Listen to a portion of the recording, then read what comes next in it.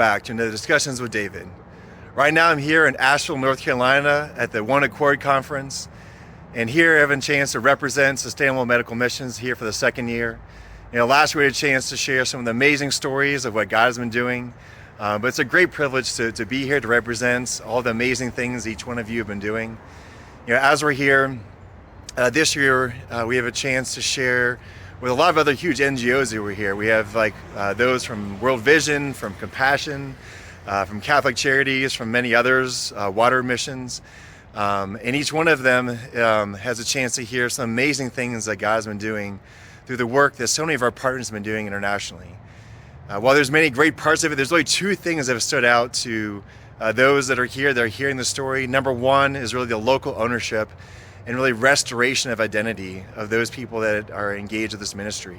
That the doctors, the pastors in Uganda and Tanzania, in Rwanda, in India and Pakistan and so many other places, that they're the ones that are determining which diseases are being focused on. They're the ones that really own the solutions, the transformations that are happening.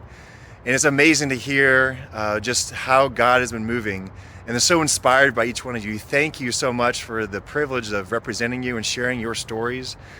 They really have inspired so many people here that as they've been looking to really release the ownership back to local people, to see that this is possible and that God will do amazing things when that happens.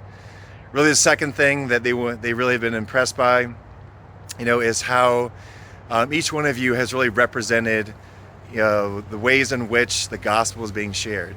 Now, the gospel, of course, a huge part of that is the restoration relation with Jesus Christ, the forgiveness of our sins. But when Christ came, he also came to restore those that had lost sight, like those that are suffering from leprosy, those that were just entrenched in poverty.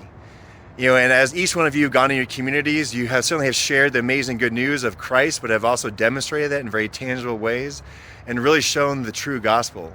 The ways in which even my father has said, and today actually would have been his 71st birthday. So as he said to many of you, that that the gospel that Christ preached is not the gospel without compassion, and how all of you have done that in such amazing ways.